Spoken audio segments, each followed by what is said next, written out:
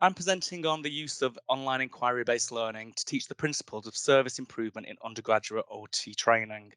Um, so, oh gosh, there we go. So, first of all, I want to give you a bit about the context. So, what we're looking at is using online inquiry based learning to teach final year undergraduate students the key principles of service improvement, quality assurance, entrepreneurship, and business planning. The entire course was revalidated in 2020, so this was a new third year module, level 6, and there's a focus on knowledge, skills, and confidence, which are really important in terms of clinical practice. So there's also an emphasis on self-leadership as well, because as OTs, when we're in practice, we need to be autonomous practitioners as well. So self-leadership was very important. Now, this is the learning problem, which is what had to try to unpick when teaching this module. Because teaching and learning requires students to identify service issues that impacts quality, safety, and provision. It articulates how an occupational focus, and that's really core to OT thinking, how the use of activities, the things we do in self-care, productivity, or leisure, really composite health and well-being. So this occupational focus makes a unique contribution to service provision. And it also requires students to argue approaches for service improvement. So the assignments for this module are a presentation exploring leadership within change management processes and thinking about service improvement proposals demonstrating understanding of that quality assurance process, quality improvement in a specific area of practice. Now, the difficulty here is that often with undergraduate teaching and also practice placements within health and care settings and also educational settings, um, what will happen is there's a dovetail for qualification for and registration as well with the HCPC. So, in terms of what students experience, in terms of understanding the clinical skills, in terms of the concepts that we use to understand health and well-being, and application to practice, we don't really think about service delivery at that level. And it's also not usually experienced in placement at undergraduate level, because that's something that's usually a higher level skill set.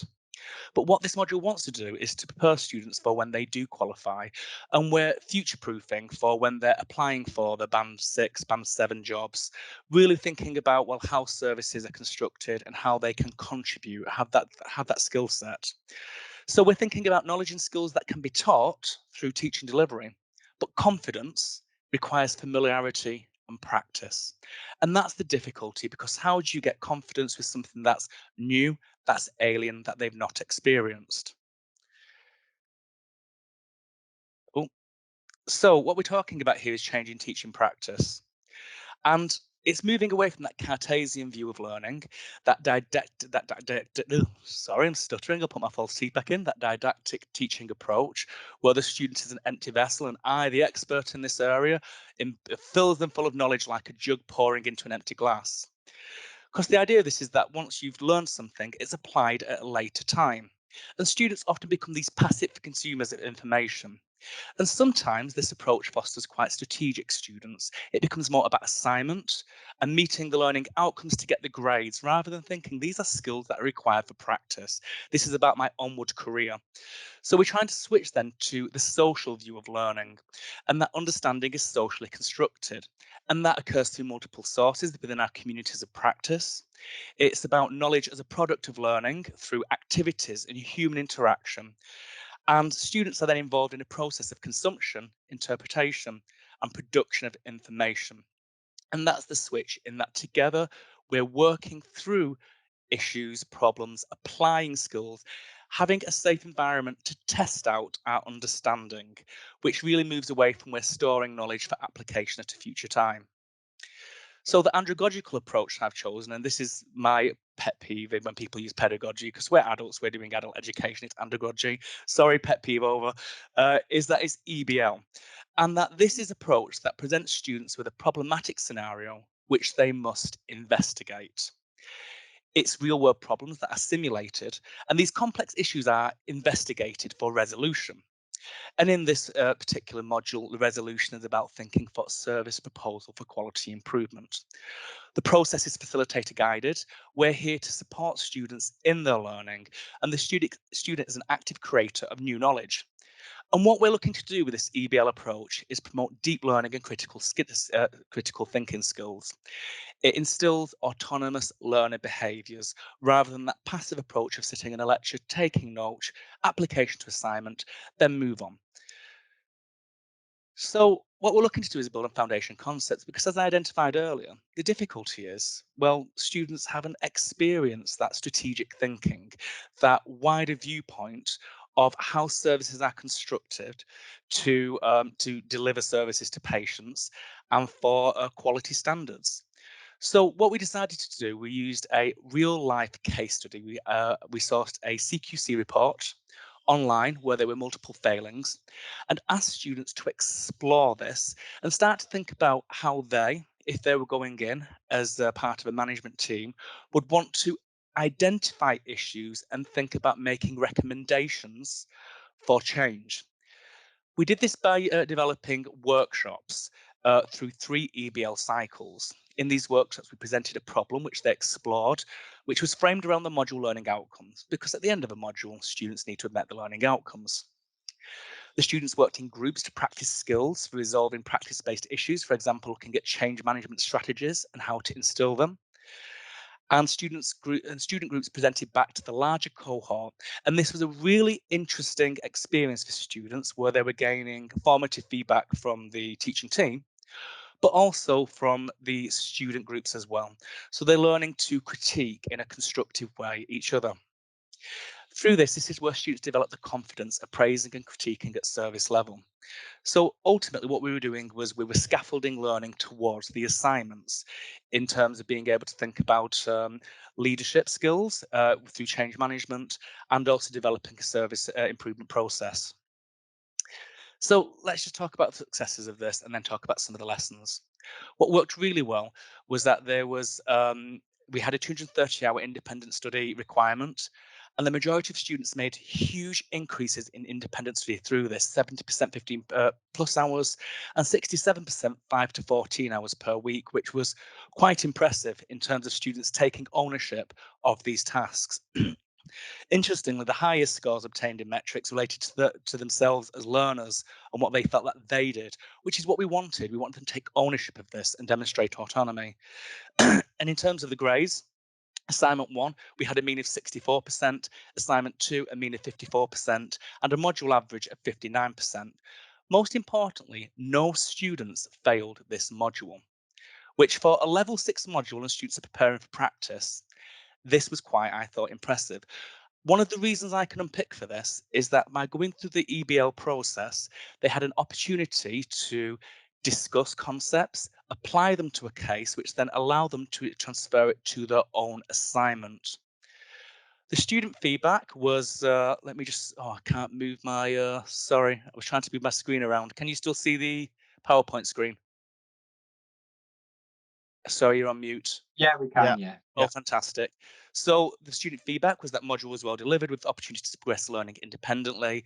Through the presentation of group work, case studies, learning was effective and relevant for future practice. And that was the key, because this wasn't about existing practice, this was about future practice, which was really a hard concept to get students to buy into. And also the EBL work was useful in the end. At times it was difficult to work together because yes, group work is challenging, especially where you're producing something where there's uncertainty.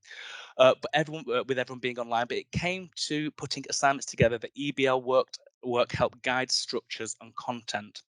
It was also commented by the EE. This is an excellent assignment, focusing on improving occupational therapy services. Students are required to demonstrate knowledge and application of management theories and change management approaches with reference to professional, policy, and political context. There was some truly excellent, and I've changed the sentence at the end to works. That's what they were talking about from the students. So overall, the large majority of students received this really well, and it can be seen in terms of the grades and no fails. However, there were some lessons. a small proportion of students actively disengaged from the module. This was 70% of the module feedback, which was about 4 students, and they were not engaging in adequate IS. That was 1 to 4 hours per week. And also in some of the feedback, the students expressed disengagement. Sorry, there's a typo though. The teaching style for the module did not facilitate my learning. In fact, it made me feel very anxious. I panicked that I would be selected at random to speak, which was the teaching style, and my mind would go blank. I started to avoid the lectures and watch them of an evening where I could concentrate to take notes with a clear mind. And also those comments about wanting to change the formative delivery, active learning tutorials where ideas can be discussed, and teaching staff rather than sitting in a virtual classroom.